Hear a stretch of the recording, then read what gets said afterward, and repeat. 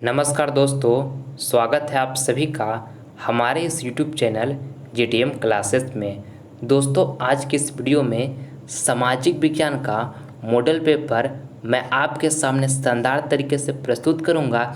इसी तरह का प्रश्न दोस्तों आपके फाइनल बोर्ड परीक्षा में आएंगे। ठीक है, इस वीडियो के माध्यम से आपको हम 30 ऑब्जेक्टिव क्वेश्चन बताएंगे और 30 में से दोस्तों 20 प्रश्न जो होगा आपके फाइनल बोर्ड परीक्षा के पेपर में हूबहू छप जाएगा। ठीक है, ये मेरा गारंटी है, इसलिए वीडियो को आप कंप्लीट देखिएगा, एक भी प्रश्न को आप स्किप नहीं कीजिएगा। ठीक है, तो आइए हम बिना टाइम वेस्ट किए हुए वीडियो को स्टार्ट करते हैं। आपके सामने पहला प्रश्न, बिहार की आय में सर्वाधिक योगदान किसका है? ऑप्शन ए में लिखा हुआ है कृषि की, बी में लिखा है उद्योग की, और सी में लिखा हुआ है सेवा क्षेत्र की, और डी में लिखा है इनमें से कोई नहीं। तो ये प्रश्न में आपको बताना है दोस्तों कि बिहार की आय में सर्वाधिक योगदान किसका है, तो कृषि की है। ठीक है, ऑप्शन नंबर हमारा यहाँ पे ए जो होगा बिल्कुल करेक्ट आंसर हो जाएगा। ठीक, आपको इसको याद रखना है।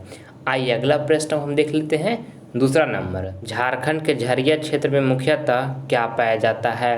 काफ़ी महत्वपूर्ण प्रश्न है आपके फाइनल बोर्ड परीक्षा के लिए। ऑप्शन ई में लिखा हुआ है थोरियम, बी में लिखा हुआ है सोना, और सी में लिखा हुआ है कोयला, और डी में लिखा हुआ है रेशम। तो ये प्रश्न में आपको बताना है दोस्तों कि झारखंड के झरिया क्षेत्र में मुख्यतः क्या पाया जाता है, तो कोयला पाया जाता है। ठीक है, ऑप्शन नंबर यहाँ पर सी जो होगा हमारा बिल्कुल करेक्ट आंसर हो जाएगा।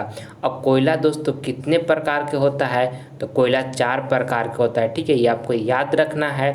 और कौन कौन होता है, तो इंथ्रेसाइट होता है, बिटुमियस होता है, लिग्नाइट होता है, पीट होता है। ठीक है, और ये भी प्रश्न आपके बोर्ड एग्जाम में पूछे जाते हैं कि भारत के किस राज्य में सबसे अधिक कोयला पाया जाता है, तो झारखंड में दोस्तों सबसे अधिक कोयला पाया जाता है। ठीक है, आपको इसको याद में रखना है। आइए अगला प्रश्न हम देख लेते हैं। तीसरा नंबर, ये प्रश्न में आपको बताना है कि निम्न में से कौन प्राथमिक ऊर्जा का उदाहरण नहीं है?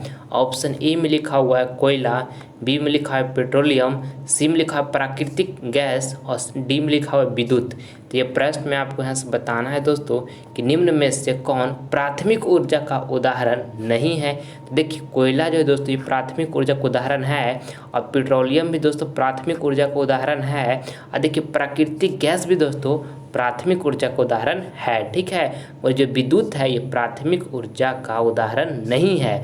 तो ऑप्शन नंबर हमारा यहाँ पे डी जो होगा बिल्कुल राइट आंसर हो जाएगा। ठीक है, आइए अगला प्रश्न हम देख लेते हैं। चौथा नंबर, भाखड़ा नांगल परियोजना किस नदी पर स्थित है? ऑप्शन ए में लिखा हुआ है नर्मदा, बी में लिखा हुआ है झेलम, सी में लिखा हुआ है सतलज, और डी में लिखा है गंगा। ये प्रश्न काफ़ी महत्वपूर्ण है दोस्तों, आपको बताना है इसमें कि भाखड़ा नांगल परियोजना किस नदी पर स्थित है, तो सतलज नदी पर स्थित है। ठीक है, ऑप्शन नंबर यहाँ पे सी जो होगा हमारा बिल्कुल राइट आंसर हो जाएगा। ठीक, आइए अगला प्रश्न हम देख लेते हैं।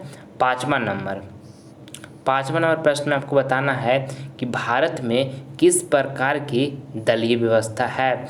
ऑप्शन ए में लिखा हुआ है एक दलीय व्यवस्था, और बी में लिखा हुआ है द्विदलीय व्यवस्था, और सी में लिखा है बहुदलीय व्यवस्था, और डी में लिखा है इनमें से कोई नहीं। तो ये प्रश्न में आपको यहाँ से बताना है दोस्तों कि भारत में किस प्रकार की दलीय व्यवस्था है, तो बहुदलीय व्यवस्था है। ठीक है, भारत में ऑप्शन नंबर यहाँ पे सी जो होगा हमारा बिल्कुल करेक्ट आंसर हो जाएगा। ठीक, आइए अगला प्रश्न हम देख लेते हैं। छठा नंबर, भारत का पहला नगर निगम कहाँ स्थापित हुआ? ये भी प्रश्न आपके फाइनल बोर्ड परीक्षा के लिए दोस्तों अति महत्वपूर्ण प्रश्न है। ठीक है, ऑप्शन ए में लिखा हुआ है पटना में, बी में लिखा हुआ है नागपुर में, और सी में लिखा है मुंबई में, और डी में लिखा है मद्रास में। तो ये प्रश्न में आपको बताना है दोस्तों कि भारत का पहला नगर निगम कहाँ स्थापित हुआ, तो मद्रास में हुआ। ठीक है, ऑप्शन नंबर यहाँ पे जो डी होगा दोस्तों हमारा बिल्कुल करेक्ट आंसर हो जाएगा। और मद्रास का दोस्तों नया नाम क्या है, तो मद्रास को जो है नया नाम है वो चेन्नई है। ठीक है, ये भी आपको ध्यान में रखना है कि मद्रास का नया नाम चेन्नई है। ठीक, आइए अगला प्रश्न हम देख लेते हैं। सातवां नंबर, सारा प्रश्न दोस्तों आपके फाइनल बोर्ड परीक्षा के लिए काफ़ी महत्वपूर्ण है। इसी टाइप के प्रश्न दोस्तों आपके फाइनल बोर्ड परीक्षा में पूछे जाएंगे, इसलिए इस वीडियो का एक भी प्रश्न आप स्किप नहीं कीजिएगा, वीडियो को कंप्लीट आप जरूर देखिएगा। ठीक है, देखिए 7 नंबर प्रश्न कहता है कि सबसे घटिया कोयला कौन सा होता है। ऑप्शन ए में लिखा हुआ है इंथ्रेसाइट, बी में लिखा हुआ है बिटुमिनस, और देखिए सी में लिखा है लिग्नाइट, और डी में लिखा हुआ है पीट। तो ये प्रश्न में आपको यहाँ से बताना है दोस्तों कि सबसे घटिया कोयला कौन सा होता है। तो पीट जो होता है दोस्तों सबसे घटिया कोयला होता है। ठीक है, ऑप्शन नंबर हमारा यहाँ पे डी जो होगा बिल्कुल राइट आंसर हो जाएगा। और सबसे उत्तम किस्म का कोयला दोस्तों कौन होता है, तो इंथ्रेसाइट जो होता है दोस्तों सबसे उत्तम किस्म का कोयला होता है। ठीक, आइए अगला प्रश्न हम देख लेते हैं 8 नंबर। भारत का शोक किस नदी को कहते हैं। काफ़ी महत्वपूर्ण प्रश्न है आपके फाइनल बोर्ड परीक्षा के लिए। ऑप्शन ए में लिखा हुआ है गंगा, बी में लिखा हुआ है यमुना, और सी में लिखा हुआ है पुनपुन, और डी में लिखा है कोसी। तो ये प्रश्न में आपको यहाँ से बताना है दोस्तों कि भारत का शोक किस नदी को कहते हैं, तो कोसी नदी को कहते हैं। ठीक है, ऑप्शन नंबर हमारा यहाँ पे डी जो होगा बिल्कुल राइट आंसर हो जाएगा। आइए अगला प्रश्न हम देख लेते हैं 9 नंबर। ये प्रश्न में आपको बताना है कि चावल की खेती किस मिट्टी पे किया जाता है। ऑप्शन ए में लिखा हुआ है काली मिट्टी पे, बी में लिखा हुआ है जलोढ़ मिट्टी पे, और सी में लिखा हुआ है लाल मिट्टी पे, और डी में लिखा है मरुस्थलीय मिट्टी पे। तो ये प्रश्न में आपको यहाँ से बताना है दोस्तों कि चावल की खेती किस मिट्टी पे किया जाता है, तो जलोढ़ मिट्टी पे किया जाता है। ठीक है, ऑप्शन नंबर यहाँ पे बी जो होगा हमारा राइट आंसर हो जाएगा। और जलोढ़ मिट्टी दोस्तों जो होता है वो सर्वाधिक उपजाऊ मिट्टी होता है। ठीक है, ये आपको ध्यान में रखना है। और ये भी प्रश्न आपके बोर्ड एग्जाम में पूछा जाता है कि भारत में कौन सा मिट्टी सबसे अधिक पाई जाती है, तो दोस्तों जलोढ़ मिट्टी भारत में सबसे अधिक पाई जाती है। ठीक है, ये भी आपको साथ में याद रखना है। ठीक है, आइए अगला प्रश्न हम देख लेते हैं 10 नंबर। ये प्रश्न में आपको यहाँ से बताना है कि पंचायती राज की शुरुआत किस राज्य से हुई थी। ऑप्शन ई में लिखा हुआ बिहार, बी में लिखा हुआ है राजस्थान, और देखिए सी में लिखा है हरियाणा, और डी में लिखा है उत्तर प्रदेश। तो ये प्रश्न में आपको यहाँ से बताना है दोस्तों कि पंचायती राज की शुरुआत किस राज्य से हुई थी, तो राजस्थान से हुई थी। ठीक है, ऑप्शन नंबर यहाँ पे बी जो होगा हमारा बिल्कुल राइट आंसर हो जाएगा। ठीक, आइए अगला प्रश्न हम देख लेते हैं 11 नंबर। इसमें आपको बताना है कि विकसित राज्यों की क्या उच्च होता है। काफ़ी महत्वपूर्ण प्रश्न है। ऑप्शन ए में लिखा हुआ है पूंजी निर्माण दर, और देखिए बी में लिखा हुआ है प्रति व्यक्ति आय, और सी में लिखा हुआ है सेवाओं का मूल्य, और डी में लिखा है इनमें से कोई नहीं। तो ये प्रश्न में आपको यहाँ से बताना है दोस्तों कि विकसित राज्यों की क्या उच्च होता है, तो प्रति व्यक्ति आय जो होता है दोस्तों वो उच्च होता है विकसित राज्यों की। ठीक है, ऑप्शन नंबर यहाँ पे बी जो होगा हमारा बिल्कुल राइट आंसर हो जाएगा। ठीक है, और भारत की दोस्तों किस राज्य की प्रति व्यक्ति आय अधिक होता है, तो गोवा का दोस्तों भारत में सबसे अधिक प्रति व्यक्ति आय होता है। ठीक है, ये भी आपको याद में रखना है। आइए अगला प्रश्न हम देख लेते हैं 12 नंबर। और दोस्तों आगे बढ़ने से पहले आपसे हमारी एक छोटी सी रिक्वेस्ट है कि अगर जो आप अभी तक हमारे चैनल को सब्सक्राइब नहीं किए हैं तो प्लीज़ दोस्तों इस चैनल को आप सब्सक्राइब कर लें। इससे फ़ायदा क्या होगा आपको कि जब भी हम लाइव क्लास आएंगे तो इसका नोटिफिकेशन सबसे पहले आपको प्राप्त होगा। ठीक है, इसलिए अगर जो आप अभी तक हमारे चैनल को सब्सक्राइब नहीं किए हैं तो रेड बटन दबाकर आप हमारे चैनल को जल्द सब्सक्राइब कर लें। ठीक, देखिए 12 नंबर प्रश्न कहता है कि राष्ट्रीय विकास परिषद का गठन कब हुआ।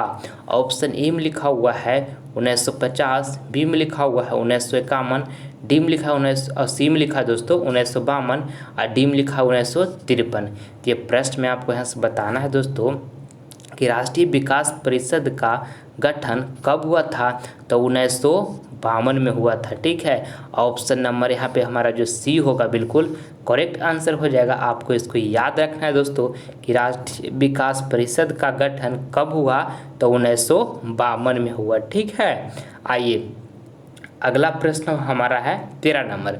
इसमें आपको बताना है कि पूंजीवादी अर्थव्यवस्था किस देश में है। ऑप्शन ए में लिखा हुआ भारत में, बी में लिखा है अमेरिका में, और सी में लिखा है चीन में, और डी में लिखा है इनमें से कोई नहीं। तो ये प्रश्न में आपको यहाँ से बताना है दोस्तों कि पूंजीवादी अर्थव्यवस्था किस देश में है, तो अमेरिका में है। ठीक है, ऑप्शन नंबर यहाँ पे हमारा जो बी होगा बिल्कुल राइट आंसर हो जाएगा। और भारत में दोस्तों मिश्रित अर्थव्यवस्था है, ये भी आपको साथ में याद में रखना है। और चीन में दोस्तों साम्यवादी अर्थव्यवस्था है। ठीक है, ये भी आपको साथ में याद में रखना है इसको। ठीक, आइए अगला प्रश्न हम देख लेते हैं 14 नंबर। किस स्थलीय मार्ग से एशिया और यूरोप का व्यापार होता था। काफ़ी महत्वपूर्ण प्रश्न है दोस्तों आपके फाइनल बोर्ड परीक्षा के लिए। ऑप्शन ए में लिखा हुआ है सूती मार्ग, बी में लिखा है रेशम मार्ग, और सी में लिखा है उत्तरी मार्ग, और डी में लिखा है मध्य मार्ग। तो ये प्रश्न में आपको बताना है दोस्तों कि किस स्थलीय मार्ग से एशिया और यूरोप का व्यापार होता था, तो रेशम मार्ग से होता था। ठीक है, ऑप्शन नंबर यहाँ पर बी जो होगा हमारा बिल्कुल राइट आंसर हो जाएगा। ठीक, आइए अगला प्रश्न हम देख लेते हैं 15 नंबर। अंतर्राष्ट्रीय मजदूर दिवस किस दिन मनाया जाता है। ऑप्शन ए में लिखा हुआ 1 मई, बी में लिखा हुआ है 5 मई, और सी में लिखा हुआ है 10 मई, और डी में लिखा हुआ है 15 मई। तो ये प्रश्न में आपको यहाँ से बताना है दोस्तों कि अंतर्राष्ट्रीय मजदूर दिवस किस दिन मनाया जाता है। तो 1 मई को दोस्तों अंतर्राष्ट्रीय मजदूर दिवस मनाया जाता है। ठीक है, ऑप्शन नंबर यहाँ पर हमारा ए जो होगा बिल्कुल करेक्ट आंसर हो जाएगा। ठीक, आपको इसको याद कर लेना है। आइए अगला प्रश्न हम देख लेते हैं 16 नंबर। इसमें आपको बताना है दोस्तों कि बॉक्साइट का उपयोग किस उद्योग में होता है। ऑप्शन ई में लिखा हुआ है जूट, बी में लिखा हुआ है तांबा, और सी में लिखा हुआ है सीमेंट, और डी में लिखा हुआ है एल्यूमिनियम। तो ये प्रश्न में आपको यहाँ से बताना है दोस्तों कि बॉक्साइट का उपयोग किस उद्योग में होता है, तो एल्यूमिनियम में होता है। ठीक है, ऑप्शन नंबर यहाँ पे डी जो होगा हमारा बिल्कुल राइट आंसर हो जाएगा। ठीक, आइए अगला प्रश्न हम देख लेते हैं 17 नंबर। दोस्तों ये 30 ऑब्जेक्टिव प्रश्न आपके फाइनल बोर्ड परीक्षा के लिए काफ़ी महत्वपूर्ण है। इसमें से जो प्रश्न आपको याद नहीं होंगे उसे नोटबुक पर आप नोट कर लीजिएगा और अच्छी तरीके से याद कर लीजिएगा। ठीक है, क्योंकि 30 में से दोस्तों बहुत सा प्रश्न आपके फाइनल बोर्ड परीक्षा में हूबहू रहेगा, ये मेरा गारंटी है। इसलिए इसमें से जो भी प्रश्न आपको याद नहीं उसे आप नोट जरूर करें और पूरी लगन और जुनून के साथ पढ़ना स्टार्ट कर दीजिए दोस्तों। अगर जो आपका टारगेट 450 प्लस मार्क्स है तो 24 घंटा केवल आपको यही दिखना चाहिए और कुछ भी आपको नज़र नहीं आना चाहिए। ठीक है, पूरी एनर्जी पूरी जुनून इस एग्ज़ाम में अपनी झोंक दीजिए और अपनी सफलता से अपने माता पिता का नाम रोशन कीजिए। ठीक है, देखिए 17 नंबर प्रश्न कहता है कि सबसे अधिक पक्की सड़कों की लंबाई वाला राज्य है। ऑप्शन ए में लिखा हुआ है बिहार, बी में लिखा हुआ है तमिलनाडु, और सी में लिखा हुआ है महाराष्ट्र, और डी में लिखा है केरल। तो ये प्रश्न में आपको यहाँ से बताना है दोस्तों कि सबसे अधिक पक्की सड़कों की लंबाई वाला राज्य है तो महाराष्ट्र है। ठीक है, ऑप्शन नंबर यहाँ पे सी जो होगा हमारा बिल्कुल करेक्ट आंसर हो जाएगा। ठीक, आइए अगला प्रश्न हम देख लेते हैं 18 नंबर। समवर्ती सूची में किसे रखा गया है। ऑप्शन ए में लिखा हुआ है राज्य को, बी में लिखा हुआ है केंद्र को, सी में लिखा है दोनों को, और डी में लिखा है इनमें से कोई नहीं। तो ये प्रश्न में आपको यहाँ से बताना है दोस्तों कि समवर्ती सूची में किसे रखा गया है। तो राज्य को भी रखा गया है दोस्तों और केंद्र को भी रखा गया है। ठीक है, इनका हमारा राइट आंसर जो होगा दोनों को, ऑप्शन नंबर यहाँ पे सी जो होगा हमारा बिल्कुल करेक्ट आंसर हो जाएगा। ठीक, आइए अगला प्रश्न हम देख लेते हैं 19 नंबर। इसमें आपको बताना है कि बांग्लादेश का उदय किस वर्ष हुआ था। काफ़ी महत्वपूर्ण प्रश्न है आपके फाइनल बोर्ड परीक्षा के लिए। ऑप्शन ए में लिखा 1971, बी में लिखा 1973, और सी में लिखा 1920, और डी में लिखा 1930। ये प्रश्न में आपको बताना है दोस्तों कि बांग्लादेश का उदय किस वर्ष हुआ था। तो 1971 ईस्वी में दोस्तों बांग्लादेश का उदय हुआ था। ठीक है, ऑप्शन नंबर यहाँ पर ए जो होगा हमारा बिल्कुल करेक्ट आंसर हो जाएगा। ठीक, आइए अगला प्रश्न हम देख लेते हैं 20 नंबर। इसमें आपको बताना है कि वैश्वीकरण के मुख्य कितने अंग हैं। ऑप्शन ए में लिखा हो 1, बी में लिखा है 2, सी में लिखा है 4 और डी में लिखा है 5। तो ये प्रश्न में आपको यहाँ से बताना है दोस्तों कि वैश्वीकरण के मुख्य कितने अंग हैं, तो 4 अंग हैं। ठीक है, ऑप्शन नंबर यहाँ पे हमारा जो सी होगा वो बिल्कुल करेक्ट आंसर हो जाएगा। ठीक, आइए अगला प्रश्न हम देख लेते हैं 21 नंबर। इसमें आपको बताना है दोस्तों कि जालियांवाला बाग हत्याकांड कब हुआ था। काफ़ी महत्वपूर्ण प्रश्न है आपके फाइनल बोर्ड परीक्षा के लिए, बहुत बार ये प्रश्न आपके बोर्ड एग्जाम में पूछा गया है। ठीक है, ऑप्शन ए में लिखा हुआ है 6 अप्रैल 1919 और बी में लिखा हुआ है 9 अप्रैल 1919 और सी में लिखा है 13 अप्रैल 1919 और डी में लिखा है 1 मई 1919। ये प्रश्न में आपको बताना है दोस्तों कि जालियांवाला बाग हत्याकांड कब हुआ था, तो 13 अप्रैल 1919 ईस्वी को जालियांवाला बाग हत्याकांड हुआ था। ठीक है, ऑप्शन नंबर यहाँ पे सी जो होगा हमारा बिल्कुल करेक्ट आंसर हो जाएगा, आपको इसको याद कर लेना है। ठीक, आइए अगला प्रश्न हम देख लेते हैं 22 नंबर। भारत में सर्वोच्च न्यायालय के मुख्य न्यायाधीश की नियुक्ति कौन करता है। काफ़ी महत्वपूर्ण प्रश्न है दोस्तों आपके फाइनल बोर्ड परीक्षा के लिए। ऑप्शन ए में लिखा है प्रधानमंत्री, बी में लिखा है राष्ट्रपति, सी में लिखा है मुख्यमंत्री और डी में लिखा है राज्यपाल। तो ये प्रश्न में आपको यहाँ से बताना है दोस्तों कि भारत में सर्वोच्च न्यायालय के मुख्य न्यायाधीश की नियुक्ति कौन करता है, तो राष्ट्रपति करते हैं। ठीक है, ऑप्शन नंबर यहाँ पे बी जो होगा हमारा बिल्कुल करेक्ट आंसर हो जाएगा। ठीक, आइए अगला प्रश्न हम देख लेते हैं 23 नंबर। ये प्रश्न में आपको बताना है कि भारतीय राष्ट्रीय कांग्रेस का स्थापना कब हुआ था। ऑप्शन ए में लिखा हुआ है 1885, बी में लिखा है 1890 और सी में लिखा है 1895 और डी में लिखा है 1900 ईस्वी।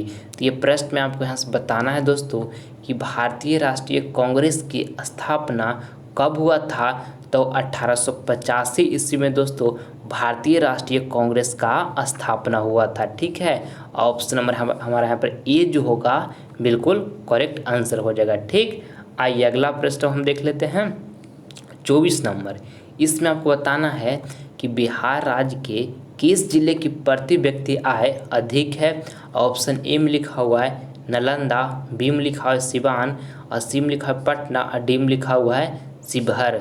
ये प्रश्न में आपको यहाँ से बताना है दोस्तों कि बिहार राज्य के किस जिले की प्रति व्यक्ति आय अधिक है, तो पटना का जो है दोस्तों वो सब अधिक प्रति व्यक्ति आय में है। ठीक है, ऑप्शन नंबर यहाँ पर सी जो होगा हमारा बिल्कुल राइट आंसर हो जाएगा। बिहार राज्य के दोस्तों पटना जिले की प्रति व्यक्ति आय अधिक है। ठीक है, तो ऑप्शन नंबर यहाँ पे सी जो होगा हमारा बिल्कुल राइट आंसर हो जाएगा। आइए अगला प्रश्न हम देख लेते हैं 25 नंबर। इसमें आपको बताना है कि बंगाल का विभाजन कब हुआ था। ऑप्शन ई में लिखा हुआ है 1905, बी में लिखा है 1906 और यहाँ पे सी में लिखा हुआ है 1907 और डी में लिखा है 1908। तो ये प्रश्न में आपको यहाँ से बताना है दोस्तों कि बंगाल का विभाजन कब हुआ, तो 1905 ईस्वी में हुआ। ठीक है, ऑप्शन नंबर यहाँ पे हमारा जो ए होगा बिल्कुल करेक्ट आंसर हो जाएगा। और दोस्तों बंगाल विभाजन किसने किया, तो दोस्तों लॉर्ड कर्जन ने बंगाल विभाजन किया। ठीक है, ये भी आपको साथ में याद रखना है। ठीक, आइए अगला प्रश्न हम देख लेते हैं 26 नंबर। और दोस्तों अगर जो आप हमारे अदर सब्जेक्ट का वीडियो देखना चाहते हैं तो आप हमारे डिस्क्रिप्शन में जाइए, वहाँ पे आपको सारा सब्जेक्ट का प्लेलिस्ट का लिंक मिल जाएगा और उसमें जितना भी प्रश्न को हम कवर किए हैं आपके फाइनल बोर्ड परीक्षा के लिए अति महत्वपूर्ण प्रश्न है। ठीक है, अगर जो दोस्तों आपका सपना है कि 450 प्लस मार्क्स मुझे लाना है तो एक बार हमारे डिस्क्रिप्शन में जो लिंक दिया हुआ है उस वीडियो को आप जरूर देखें, उससे आपको काफ़ी मदद मिलेगा। ठीक है, देखिए 26 नंबर प्रश्न कहता है कि मानव पूंजी के प्रमुख घटक है। ऑप्शन ए में लिखा हुआ ज्ञान, बी में लिखा हुआ है कौशल और देखिए सी में लिखा है अनुभव और डी में लिखा है इनमें से सभी। तो ये प्रश्न में आपको यहाँ से बताना है दोस्तों कि मानव पूंजी के प्रमुख घटक है, तो ज्ञान भी है दोस्तों, कौशल भी है और अनुभव भी है, यानी कि राइट आंसर जो होगा इनमें से सभी। ठीक, तो ऑप्शन नंबर यहाँ पे डी जो होगा हमारा बिल्कुल राइट आंसर हो जाएगा। ठीक, ऑप्शन नंबर डी। आइए अगला प्रश्न हम देख लेते हैं 27 नंबर। 27 नंबर प्रश्न में आपसे यहाँ पूछा गया है कि मुद्रण तकनीकी का विकास सर्वप्रथम कहाँ हुआ था? ऑप्शन ए में लिखा है भारत, बी में लिखा है इंग्लैंड, और सी में लिखा है इटली, और डी में लिखा है चीन। तो ये प्रश्न में आपको यहाँ से बताना है दोस्तों कि मुद्रण तकनीकी का विकास सर्वप्रथम कहाँ हुआ था?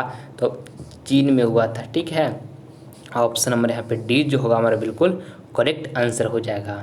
आइए अगला प्रश्न हम देख लेते हैं। 28 नंबर, बिहार में संपूर्ण क्रांति का नेतृत्व निम्नलिखित में से किसने किया? काफ़ी महत्वपूर्ण प्रश्न है दोस्तों, ये आपके फाइनल बोर्ड परीक्षा के लिए बहुत बार आपको इसे बोर्ड परीक्षा में पूछा गया है। ठीक है, ऑप्शन ए में लिखा है मोरारजी देसाई, बी में लिखा हुआ नीतीश कुमार, और सी में लिखा है जयप्रकाश नारायण, और डी में लिखा है इंदिरा गांधी।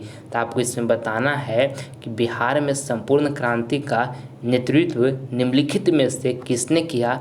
तो जयप्रकाश नारायण ने किए। ठीक है, ऑप्शन नंबर इस यहाँ पे सी जो होगा हमारा बिल्कुल करेक्ट आंसर हो जाएगा। आइए अगला प्रश्न हम देख लेते हैं।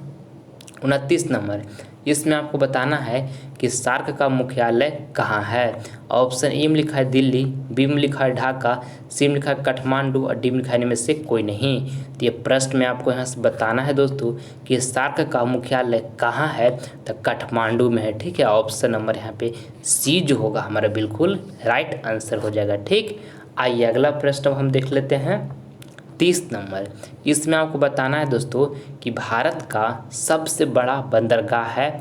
ऑप्शन ए में लिखा हुआ है मुंबई, बी में लिखा है कोलकाता, और सी में लिखा है चेन्नई, और डी में लिखा है इनमें से कोई नहीं। तो ये प्रश्न में आपको यहाँ से बताना है दोस्तों कि भारत का सबसे बड़ा बंदरगाह है तो मुंबई है। ठीक है, ऑप्शन नंबर यहाँ पे ए जो होगा हमारा बिल्कुल करेक्ट आंसर हो जाएगा। ठीक है, आइए अगला प्रश्न हम देखते हैं। अगला प्रश्न दोस्तों हमारा HW का प्रश्न है। ठीक है, ये प्रश्न आपको होमवर्क में दिया जा रहा है, इसका जवाब आपको कमेंट बॉक्स में देना है जो चारों ऑप्शन में से आपको सही लगेगा। ठीक है, इसमें आपको बताना है कि अंकोर वाट का मंदिर कहाँ स्थित है?